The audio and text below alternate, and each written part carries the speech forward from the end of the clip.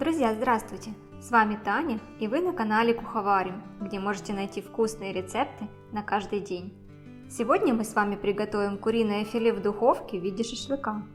Знаете, когда твоя семья просит на ужин что-то вкусное из мяса, а котлетки и отбивные уже были, и хочется что-то новое, тогда на помощь приходит этот рецепт. Еще огромный плюс в том, что активного времени на готовку нужно совсем немного. Давайте поскорее начнем. Берем куриное филе и режем его на небольшие кусочки. У меня 2 половинки филе общим весом 500 грамм. Нарезанное филе отправляем в глубокую миску.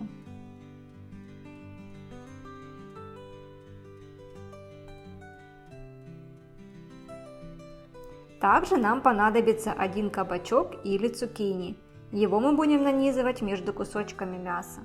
Кабачок не даст мясу стать таким сухим и, как любой овощ, будет отличным дополнением к белковой пище.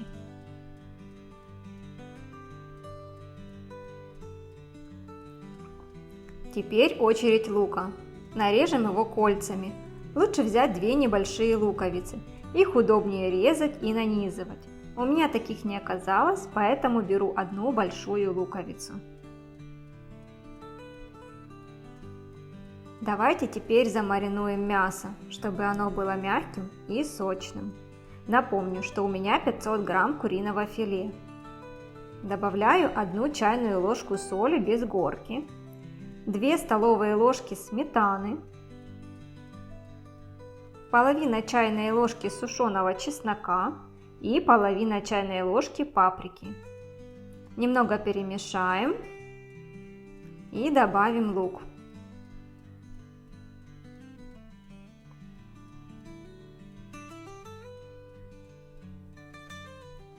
Снова хорошенько перемешаем и уберем в холодильник на пару часов.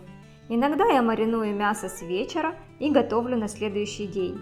Так оно будет более сочным и ароматным. Времени прошло достаточно, можно готовить. Нанизываем все по очереди ингредиенты на шпажки. Сначала кабачок или цукини, затем мясо, а затем лук.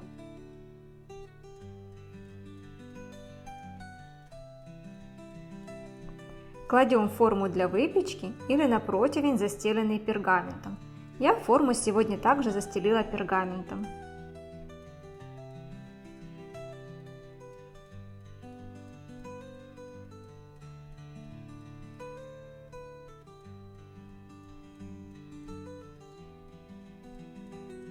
Накрываю фольгой и отправляю в духовку, разогретую до 200 градусов, на 20 минут.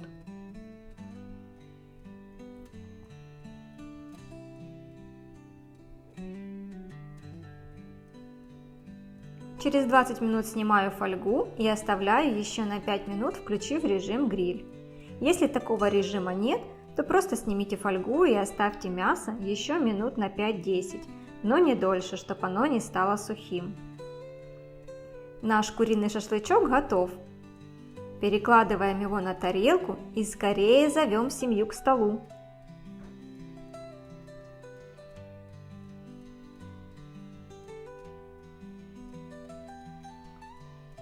Посмотрите, какое мясо горячее и сочное, как аппетитно выглядит. Давайте разрежем кусочек и попробуем.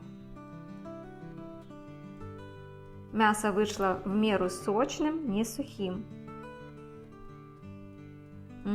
Это очень вкусно. У нас после ужина ничего не осталось. Обязательно попробуйте приготовить и вы. Друзья, надеюсь, вам пригодится этот рецепт. Подписывайтесь на канал, ставьте лайки и пишите комментарии. Это лучшая благодарность за мои старания. Желаю всем приятного аппетита. Увидимся снова в новых видео.